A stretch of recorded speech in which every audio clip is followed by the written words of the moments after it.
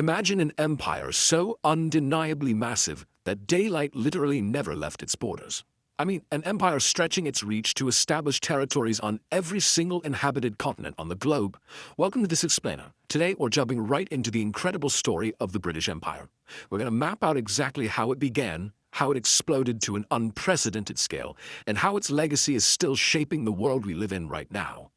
Okay, let's dive into this. Just think about this for a second. At its absolute peak, this single, island-born empire ruled over nearly a quarter of the entire world's population. Literally 1 in 4 people on Earth lived under British rule. It's a jaw-dropping statistic, but it really sets the stage for understanding the sheer, mind-boggling scale of global dominance we're talking about today.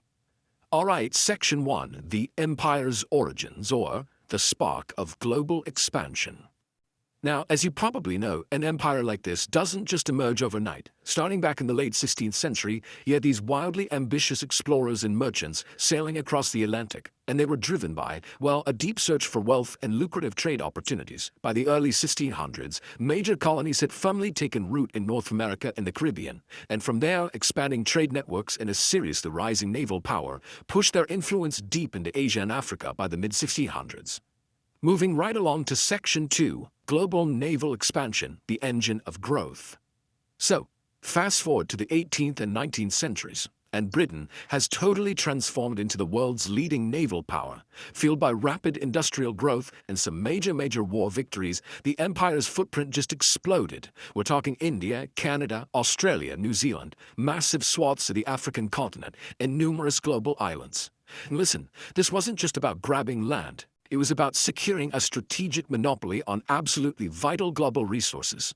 And by acquiring all those specific territories and resources, Britain essentially locked down the world's most critical trade routes.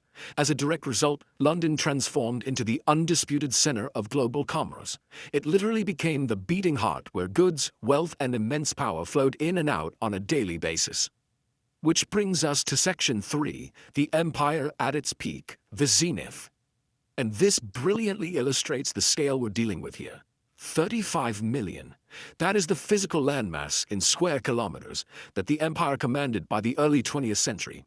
That number alone represents a level of territorial control that is almost hard to wrap your head around. But you know, an empire isn't just about the physical, dirt and water, right? It's about the people. 400 million. That is the estimated massive number of human beings living directly under British rule at this absolute height of power. Because the empire stretched across those 35 million square kilometers and encompassed so many different time zones, a very famous phrase was coined: the sun never sets on the British Empire. And the crazy thing is, it wasn't a metaphor, it was meant quite literally. At any given moment of the day, daylight was always touching some piece of British territory somewhere on the globe. Now, it is absolutely crucial that we look at this era objectively, because it was defined by a stark dual reality. On one hand, you have the empire introducing modernizing infrastructure to many of its colonies. We're talking about building extensive railways, deep-water ports, schools, and comprehensive legal systems. But on the other hand, this came right alongside the harsh realities of colonial rule. This included the deep exploitation of local resources, severe economic inequality, and naturally, rising resistance from the populations living under this control. You really have to look impartially at both sides of this coin to truly grasp the full, complex scope of the imperial era. So, how does something that massive eventually fall apart? Let's slow down a bit and look at Section 4. The sun finally sets, the unraveling. The decline was essentially a giant domino effect. Step 1. The 2 world wars severely crippled Britain's central economy and military strength. Basically, the very engine of the empire was running completely out of steam.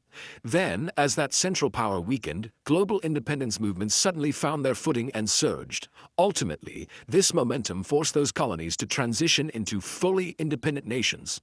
And a huge, pivotal turning point arrived in 1947. When India, which was long considered the absolute jewel in the crown of the British Empire, finally gained its independence. This was a monumental shift. It sparked a massive wave, and over the following decades, nations across Asia, Africa, and the Caribbean followed suit. The empire was officially dismantling. Which brings us to our final part, Section 5, the lasting global legacy, the modern echo.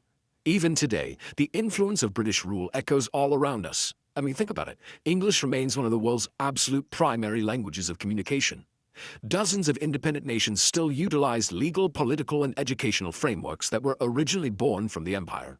From widespread cultural exchange and technological development, all the way to the deeply lasting socio-economic effects of colonialism, these intertwining factors are still out there, continuing to shape the reality of the world we navigate every single day.